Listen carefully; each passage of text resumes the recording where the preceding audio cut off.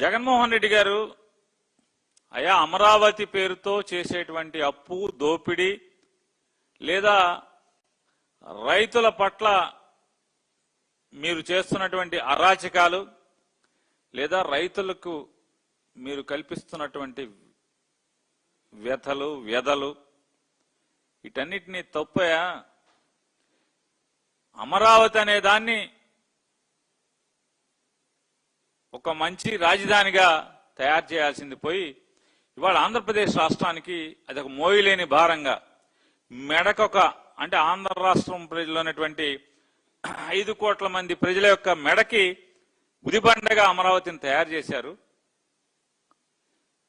ఇక అప్పులు భారాన్ని ఆంధ్రప్రదేశ్ రాష్ట్రం మోయలేదు. మచిలీపట్నం, విజయవాడ, గుంటూరు ప్రాంతాన్ని మావిగన్ పేరుతో మనం రాజధానిగా అభివృద్ధి చేసుకోకపోతే గనక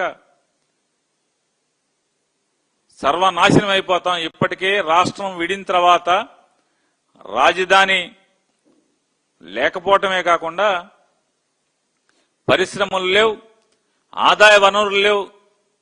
అన్నింటా వెనుకబడి ఉన్నటువంటి ఆంధ్రప్రదేశ్ రాష్ట్రానికి ఉద్యోగ కల్పనలో కానీ అన్నిట్లో వెనుకబాటుతనం కనపడుతుంది.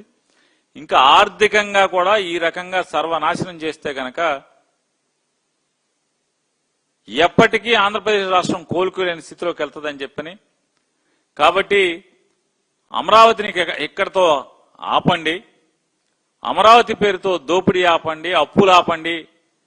మచిలీపట్నం, విజయవాడ, గుంటూరు, మావిగన్ ప్రాంతాన్ని అభివృద్ధికి, ఎందుకంటే ఒక పోర్ట్ ఉంది, ఇప్పటికే నగరాలు వచ్చున్నాయి, 2 పెద్ద నగరాలు ఉన్నాయి, మచిలీపట్నం ఒక చిన్న నగరం.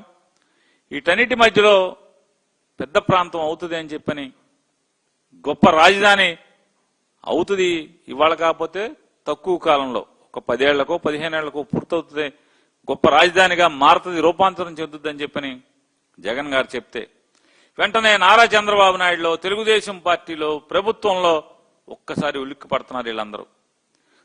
తొట్టుబాటు వాళ్ళ సమాధానాలు, వాళ్ళ ప్రెస్ మీట్లు చూస్తుంటే, వాళ్ళ బూతులు చూస్తుంటే, వాళ్ళ శాపనార్థాలు చూస్తుంటే